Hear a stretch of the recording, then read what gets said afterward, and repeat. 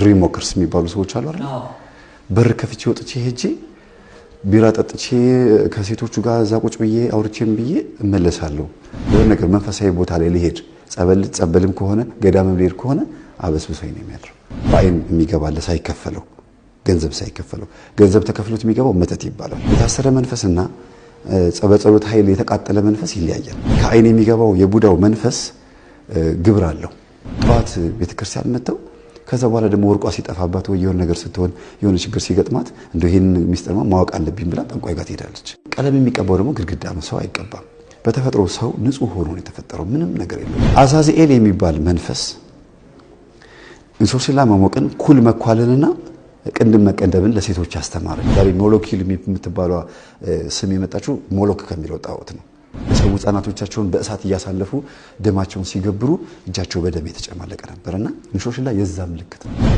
ደብተሮች እንዲያውም ወይም ጠንቋዮች ሲያዙ ይሄን ኩል ተኩለሽ ሂጂና የምታፈቅሪውን ወንድ ጥቀሹ ነው የሚላት ኩሉን ተኩላ ሄዳ ስትጠቅሰው ልቡ ይደነግጣል አሁን ሸፈፍ ብለ ካልተነሳ እንደዚህ እንደናቶቻችን እንደዚህ ከተነሳ ፋራ ነው የምትባለው ሽንጥና ዳሌን ያወዛወዙ ክርስቶስን በትንሳኤ መቀበል አይገናኝም ኩል ደግሞ የሚሰራው ጉንዳን ስጋ ይቀቅሉና ያበሰብሱታል መንፈስ ያለበት ሰው ኩል ይወዳል በቃ ባጭሩ ልጅቷ ተገቢውን ግብር ስላልሰጠችው ለመንፈሱ ባሏን ገደለባት ለሊት እየመጣ የሚገናኛት ማን ነው አባቷ በእንቅልፍ ልብ ግራኝ የሚባል መንፈስ አለ እሱ ያለበት ቤት ውስጥ የፍየል ስጋ ታርዶ በር ላይ ነው የሚበሉት ወደ ቤት ውስጥ ስጋው አይገባም እዛው ጨርሰውት እዛው ስጋው ጥንቅቅ ብሎ ቡናው ተፈልቶ ነው የሚመጡት አሁን ራሄል የሶስም ነው ራሄሎ የሚባል ዛር ግን አለ ቫለንታይን ዴይ በሚል ቀን ድንግልናቸው ያልተወሰዱ ሴቶች አሉ በቃ በዚህ ቀን ነው እኔ ድንግልናን የምሰጠው ብላ ያልወሰነች ሴት አለች ራሄሎ መንፈስ የመጣችው ከመጽሐፍ ቅዱስ ከዘፍጥረት ላይ አማራው ክልል ራሄሎ መንፈስ ቤተሰብ ጠባቂ በኦሮሚያ ክልል ደግሞ አቴቴ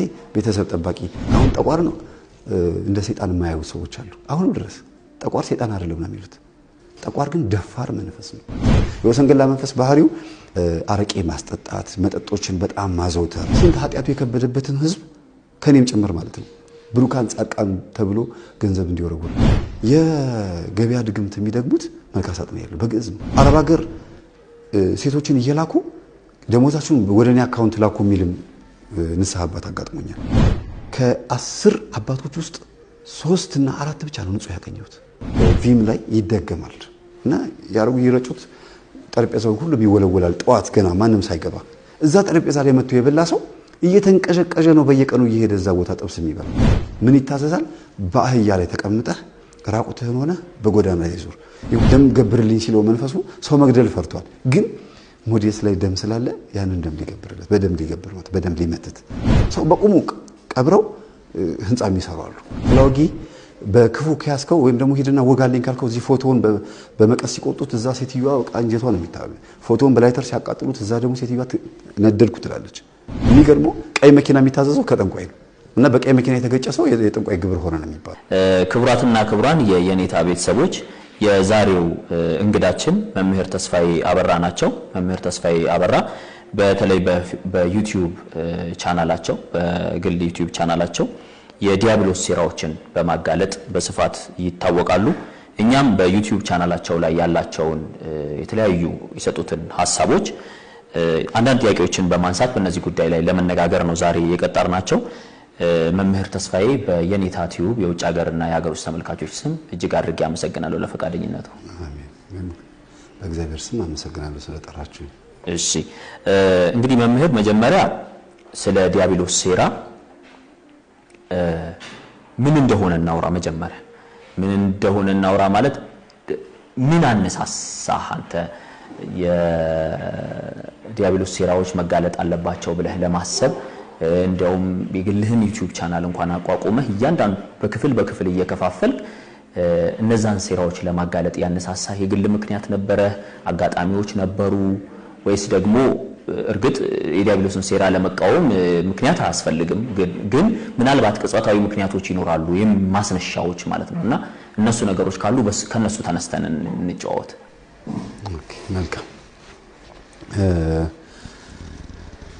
ቅጽበታዊ ነው ድንገተኛ ነውና ታሪኮችን አውቃለሁ መጽሐፍ ቅዱስ ታሪክ ብጠይቀኝ እነግርሃለሁ የቻልኳትን ያክል የተማርኳትን ያክል ቴዎሎጂ ከመማሪያ በፊት ከተማርኩ በኋላ ደግሞ የበለጠ የሰፋ ሲመጣ ግን ታሪኩን ከማወቅና ነገሮችን በታሪክ ውስጥ ታጥሮ ለሰዎች የክርስቶስን ታሪክ የኦሪቱንም የአዲስ ኪዳኑን ታሪክ ከመናገር ውጪ የወንድሜ ደግሞ የልብ ወለድ መጽሐፍቶች አሉ። ታላቅ ወንድሜ ይርዳው አበራ ይባላል። እሱ በልጅነቴ መጽሐፍ በጣም ያነብ ነበርና እሱ መጽሐፍ እኔ ነኝ የወረስኩትና አነብ ነበር። ግን እውቀቱ ብቻ ነው የሆነው። ንቃቱ የለም፣ ማስተዋሉ የለም። ልክ ጋሪ የሚጎትት ፈረስ እንደዚህ ተከልሎበት ግራና ቀኝ እንዳያይ ታሪክን ብቻ ነበር የማውቀውና የሆነ ሰዓት ላይ ድንገት እንደ ቻሌንጀር የፈነዳ የሆነ ታሪክ መጣ። እሱም በህይወቴ ላይ ነው። ግን ከዛ ከመንፈስ መኖሩን ከማወቄ በፊት ጥያቄዎች ነበሩኝ። እንዴት ሊሆን ይችላል ብዬ የምጠይቃቸው ነገሮች አሉ። ለምሳሌ በር ከፍቼ ወጥቼ ቢራ ጠጥቼ የምመለስበት ጊዜ ነበር። አላውቅም። ይሄን ድሪም ዎከርስ የሚባሉ ሰዎች አሉ አይደል? በር ከፍቼ ወጥቼ ሄጄ ቢራ ጠጥቼ ከሴቶቹ ጋር እዛ ቁጭ ብዬ አውርቼም ብዬ እመለሳለሁ። የሚገርመው ነገር ግን ቀን ሳልፍ ያገኙኝና አንተ በቃ ማታ ዝም ብለህ እየጠጣህ እየሄድክ ይላሉ ሴቶቹ። ሌላ መጠጥ ቤት ደግሞ ይዞኝ ይሄዳል እና ያውቃሉ ሴቶቹም ይመስለኛል። አንዳንድ ሴቶች ለእንደዚህ አይነት ሰው ሊያዘጋጁት ውሃ ያለ ይመስለኛልና እርጪ ውርጪ ውርጪ ይባባላልና ስትረጨው ይዋድናል መጠጥ ቤት ውስጥ ሆኖ። እንደዚህ አይነት ሰው ነበርኩ፣ በእንቅልፍ ልቡ የሚጓዝ ሰው። ይሄ ለምንድን ነው የሚሆነው? ቤት ይቆልፉታል። ቆልፈው ቁልፉን ደብቀውት ቁልፉ ይገኛል፣ ያገኘዋል፣ ይከፍቶት ይወጣል፣ ምንም ሳይሰበር በሩ። እኔ ሳሪያው ቁልፉ ተደብቆ ማለት ነው። እኔ ላይ ብቻ አይደለም ይሄ ጓደኛዬ ላይም ነበረ። ሌላ ጓደኛ እንደዚሁ የሚያገለግል ጓደኛ አለ። አጋጣሚ ሆኖ ሁለታችንም አገልጋዮች ነንና እንወያያ እንዴት ሊሆን ይችላል እንላለን። ምናልባት ከዚህ በፊት ያደረጋችሁልኝ ኢንተርቪው አለ። ስዕሏን በምስልበት ሰዓት አብስትራክት የሆኑ ስዕሎች የካፌ ምናምን ስስል ምንም አይለኝም። ልክ የድንግል ማርያም ስዕል መሳል ስጀምር ዘንበል ብላ ካለችበት ከዚህኛው አይኗ ነው የምጀምረው። ከአይኗ መሳል የምጀምረው ለምን እንደሆነ አላውቀውም። ከዛ ስጀምር ይጥለኛል። እኔም ለምን ከዛም እንደምጀምር አላውቀውም። እንደገና ደግሞ ይጥለኛል። ይሄን ነገር በጣም ግራ ገባኝ። ጓደኛዬ ቤት ሄጄ ስዕል በምስልበት ሰዓት ነው ብዙ ጊዜ እንደዚህ የሚሆነውና ጓደኛዬም ራሱ ግራ ይገባዋል። ተስፍሽ ይሄ ነገር እኔ በምንድን ነው የሚፈታው? እኔ አላውቅም። እኛ ቤት ስትመጣና ስዕል ስትስል የሚጥልህ ከሆነ ቤት ተከራይተን ወጣ ብሎ የ10 ሺህ ብር ቤት ተከራይተን ወጥተን እዛም እንደዛው ነው ነገሩ። በኋላ ያው መንፈስ መሆኑ ታወቀ። በስዕል ውስጥ ታየኛለች ነው የሚለው። በኋላ ጸበል ቦታ ላይ ሲወጣ በስዕል ውስጥ ሆና ቀድማ ታየኛለች። ማነች ሲሉት ኪስ ውስጥ ያለችው የጸሎት መጽሐፉ ላይ ያለችው ሰኔ ጎልጎታ ከኪሴ አይለየኝም እናቴ ትሰጠኛለችና ከመጠጥ ቤትም ሴተኛ አዳሮች ጋር እንዳልተኛም ሲጠብቀኝ የነበረው እንግዲህ አስበው ያገባሁት በተክሊል ነው፣ በቁርባን ነው። ድንግልና አልተወሰደም። እንደገና ግን መጠጥ ቤት ሄጄ ጠጥቼ ምን ብዬ ሰክሬ ነው ወደ ቤት የመጣሁት። ጠዋት ስመጣ አፌ ይሸተኛል። አላውቅም ጠዋት መቼ እንደጠጣሁት። ማታ ራቴን በልቼ መተኛቴን አስታውሳለሁ። እነዚህ ጥያቄዎች ነበሩ። ሌላው ደግሞ እንደገና በእንቅልፍ ልቤ ቀን ውልበት የነበረውን ልክ ልጅ እያለሁኝ ውራ ተከት ብይ ምናምን እንጮታል። እሱ ቀን ሌሊት ስተርከው ነው የማድረው። ምንድነው ማታ ማታ ምን አይነት ሰው ነኝ የሚለውን ጥያቄ አለ። ሌሎች ደግሞ ጸበል ቦታ ላይም ለሱባኤ ወደ ገዳማት ሲሄድ ያጓራል አንዳንድ መንፈስ። በጣም ከባድ ነው። እንዲያርጋት ያልና ይሄ ነገር ግን ምንድነው ብዬ እጠይቅ ነበረ። ግን ጠልቅ አልገባም። ለምን አገልጋይ ስለሆንኩኝ ትንሽም አገልጋይን አይጠጋም የሚል ከንቱ ውዳሴ የሚሆን አላቅም። ብቻ ግንዛቤ እጥረትም ሊሆን ይችላል። ላኮፍ ምናምን የሚባል ነገር አለና ከዛም ይሁን ይመስለኛልና አይነካኝም። የ40 ክንድ ይርቃል ሲያማትቡበት የሚባል ነገር አለ። አገልጋይ ነኝ። ህፃናቶችን አስተምራለሁ። በጣም ነው የምወደው ህፃናቶችን ማስተማር። አዋቂዎችን አስተምራለሁ። በየማህበራዊ አስተምራለሁ። እኔ ጋር ያለውን ችግር ግን እኔ ነኝ የማውቀው።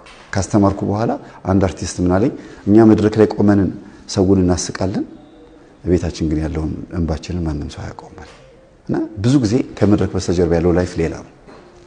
ይሄ ጥያቄ ነው እና ድንገት ህይወቴ ወደ ሌላ ቦታ ተቀየረ። የባለፈውን ትምህርት ያዳመጡ ሰዎች ይኖራሉ።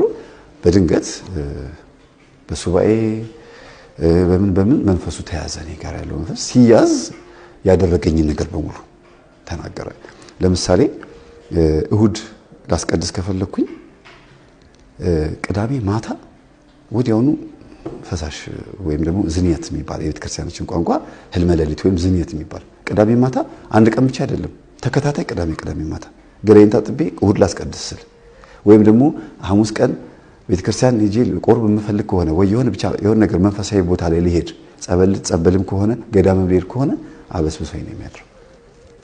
ይሄ ነገር የተፈጥሮ ከሆነ ታጥበን 24 ሰዓት ታጥበን መግባት ብቻ አይደለም፣ ሌላም ጥናት ያስፈልገዋል። አጋንንት ከሆነ ደግሞ እንዴት ነው እኔ ላይ እንደዚህ የሚሆነው ብዬ እጠይቃለሁ። ከገንዘብ አንፃርም ደግሞ ገንዘቡ ኪሴ ውስጥ አለ ብዬ ባልኩት በማክስቱ ገንዘቡ የለም። ምን አድርጌው እንደሚጠፋም አላውቅም። ህይወቴን በእንደዚህ አይነት ጥያቄዎች አጥሬው ነበር የምኖረው። ግን አገልጋይ ነኝ። አሁን ዋናው እንድትይዝልኝ የሚፈልገው አገልጋይ ሆኜ ነው ይሄ ሁሉ ፈተና ያለው።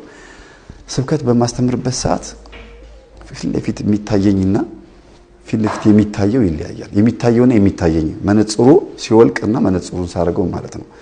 እና ከመድረክ በስተጀርባ ያለው ላይፍ በጣም ከባድ ነው። በጣም አገልጋዮች በተለይ መጽሐፍ ቅዱስም ይናገራል። አንተ አታድርግ የምትል ግን አንተ ራስህ የምታደርገው ይላል አይደለም። በግድ አገልጋዮች እንዲያደርጉት የሚገፋፋ ኃይል እንዳለ ያወቁት በመምህር ግርማ ጉባኤ ላይ ነው። በቃ ታወቀ፣ መንፈሱ ተያዘ። ከዛ በኋላ ሴራውን ማጋለጥ ጀመርኩኝ። ሴራውን እንዳጋለጥ ምክንያት የሆነኝ ደግሞ የማውቀውም ነገር ነበረ። ሌላም ምንድነው የማውቀው? የኢሉሚናቲዎችን አሰራር አነብ ነበረ። የፍሪሜሰነሪ ራውንድ ቴብልስ፣ ባፎሚት እምነት ተከታዮች፣ እነዚህ የሰይጣን ማህበረተኞች የሚባሉ ኒው ወርልድ ኦርደር የሚባል ኒው ወርልድ ሶሳይቲ፣ ዋን ወርልድ ገቨርንመንት ምንድነው ይሄ ነገር? ብዙ ዓለማውያን ሆነው ግን አገልጋይ ያልሆኑ ግን ኦርቶዶክሳውያን ቢሆኑም ባይሆኑም የሚጽፉት መጽሐፍ አለ። አነበዋለሁና ይህንን ሰባኪ ነው እኮ መጽሐፍ የነበረበት። የቤተ ክርስቲያን አገልጋይ ከቴዎሎጂ የተመረቀ ሰው ነበር ይሄ መጽሐፍ የነበረበት። እንዴት እነሱ እየጻፉት እኛ ማንበብ አቃተን? ሳነበው ሰርፕራይዝ ነው፣ በጣም የሚደነግጠው። እና ትንቢቶቹን ስለማውቃ ታሪክን አውቃለሁ ብያለሁ።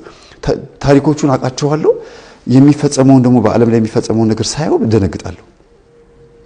እንዴ በቃ እኮ ያለቀው የመጨረሻው ዘመን ላይ ያለ ነው ማለት ነው። ምንድነው ከዚህ በኋላ የሚጠብቅ? እስኪ ካላንደሩ ሊው ብዬ አቡሻህር የቀን አቆጣጠር የባህር ሐሳብን ምናምን ቀመሮቹን በሙሉ እንዳለ ያስተምሩናል እዛ። እሱን ሁሉ እያንዳንዱን ሳየው የሚገርምህ ነገር ፍጻሜው ዘመን ላይ እንዳለን እንዲያውም አፍንጫው ስር ነው ያለ ነው የሚል ነገር ነው ያገኘሁት። ሁሉ ነገር ትንቢቶች እንዲያውም ተፈጽመዋል። ኢትዮጵያ ላይ እንደ አህዛብ አገሮች ወይም ደግሞ እንደ አውሮፓውያን እንደ ሩቅ ምስራቃውያን ለምንድን ነው ያልተበከለችው የሚለውን ጥናት ማጥናት ሲጀምር ኢትዮጵያ ውስጥ ሃይማኖት ገና አልተበረዘም። ሃይማኖት አልተበረዘም፣ ገና ነው። ምንም እንኳን ኦርቶዶክስም ሙስሊምም ፕሮቴስታንትም የሌላም እምነት ተከታዮች ቢኖሩም ፈጣሪን ማመን ውስጥ ነው ያሉት። ሌሎቹ ግን ወደ ውጭ ስትወጣ ግን ኤቲስትነት ያለው ሃይማኖት ነው። ኤቲስትነት ክህደት ያለው ፓጋንነት ያለው ሃይማኖት ነው። ዛሬ ወደ እንግሊዝ ሀገር ብትሄድ ወይም ደግሞ ወደ አውሮፓ ሀገር ብትሄድ ድሮ ካቶሊኮች ይቀድሱበት የነበረው ቤተ መቅደስ ጸጥ ብሏል፣ ጨር ብሏል። ምንም ነገር የለም። ለምን? ህዝቡ ወደ ሌላ እምነት፣ ወደ ፓጋንነት፣ ወደ ልቅ የሆነ ነገር ውስጥ ገብቷል። ጭራሽ እንዲያውም ለጭፈራ ቤት ያከራዩት ግራውንዱን ሁሉ ነገር ሙስሊሞችም የገዙት ቤተክርስቲያን አለ የሚል ሰምቻለሁ። ከላይ ጨረቃ ተደርጎበት ድሮ ከመስቀል የነበረበት ጨረቃ ሆኖ ተቀይሮ የታየበትም ሁኔታ አለና ይሄ ምንድነው የሆነው? አውሮፓውያንና እኛ ጋር ያለው ልዩነት ምንድነው? ደቡብ አፍሪካ እንኳን ብትሄድ አሁን ደቡብ አፍሪካ ጥቁሮችም ነጮችም እኩል ነው የሚኖሩት። ምንም እንኳን በሌብነት ጥቁሮች ቢፈርጇቸውና ቢፈሯቸውም ግን ሁለቱም አንድ ላይ እየኖሩ ባህሪያቸው ግን ተመሳሳይ ነው። የምን ተመሳሳይ ነው? እነዚህም በኤችአይቪ በጣም ይጠቃሉ፣ እነዚህ ደግሞ በግብረ ሰዶም። እነዚህኞቹ በድህነት ይጠቃሉ፣ እነዚህ በሌዝቢያን። እንትኑ ኃጢያቱ አሰራሩን እንጂ የሚለያየው ፓጋንነቱ ግን ማተባ አድርገው ማለት ነው ፓጋን ሆነዋል። በኦርቶዶክስ ውስጥም አለ፣ በእኛ ውስጥም አለ። ማተባ አስረን ፓጋን የሆነን ወይም ደግሞ ማተባ አስረን ምንም እምነት የሌለው ለምሳሌ ጠዋት ቤተክርስቲያን መተው ከዛ በኋላ ደግሞ ወርቋ ሲጠፋባት ወይ የሆነ ነገር ስትሆን የሆነ ችግር ሲገጥማት እንደው ይሄን ሚስጥርማ ማወቅ አለብኝ ብላ ጠንቋይ ጋር ትሄዳለች። ይሄ ምንን ያመለክታል? ህዝቡ በፈጣሪ ላይ ሙሉ እምነት እንደሌለው፣ በዚህ ትውልድ ላይ ሙሉ እምነት የለውም። እግዚአብሔርን አቅርቦ ወደ ልቡ የሚያስተናግድበት ምንም በቂ የሆነ ስፍራ የለም፣ ዙፋን የለውም። ሰይጣን እግሩን ዘርግቶ መጽሐፉን እያነበበብን የፍልስፍና መጽሐፉን እያነበበብን እንደሆነ ብዙ ሰው አላወቀም። እኔ ይሄ ነገር አጋጣሚ ሆኖ በአጋጣሚዎች በመንፈሳዊ ቋንቋ ስትመጣ እንደ እግዚአብሔር ፍቃድ ፈቅዶ ነገሮች እንደዚህ እንዲሆኑ ምክንያት ሆነና ሚስጥሩን እንዳወጣ ምክንያት የሆነኝ እንደዚህ አይነት ነገሮች ውስጥ ስላለ ሰባስበው ነው ማለት ነው።